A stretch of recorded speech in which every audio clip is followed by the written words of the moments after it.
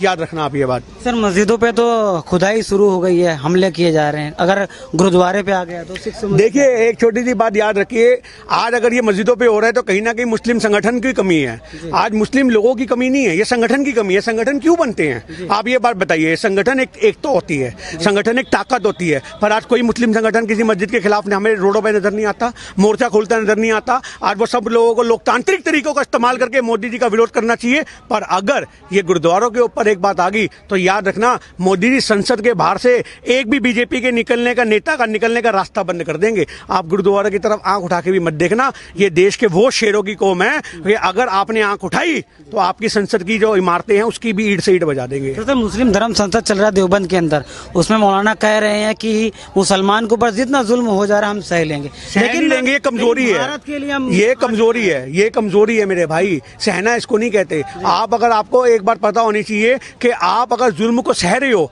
ये तो आपकी मेरे को लगता है हर धार्मिक किताब का हिस्सा होगा कि जुल्म को सहना को भी एक बहुत बड़ा पाप है।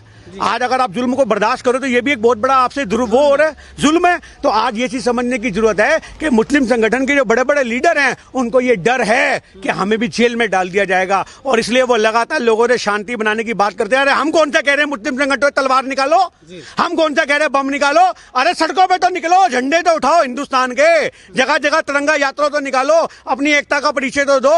हम तुम मुस्लिम संगठनों से ये नहीं कह रहे कि तुम तलवार निकालो, तुम बम उठा लो और मस्जिदों के सुरक्षा के लिए बम मारो जगह जगह। पर मस्जिदों की सुरक्षा के लिए धर्म गुरुओं को आगे आना पड़ेगा, सड़कों पे लेटना पड़ेगा, लोकतांत्रिक तरीकों का इस्तेमाल करना पड़ेगा, संविधान के हिसाब से विरोध करना पड़ेगा। गांधी जी की आत्मा उनके अंदर आनी चाहिए, मुस्लिम संगठनों के अंदर, तब देश की मस्जिद बचेगी, तब देश का भाईचारा बचेगा। पर वो मुस्लिम संगठन डरपोक हैं।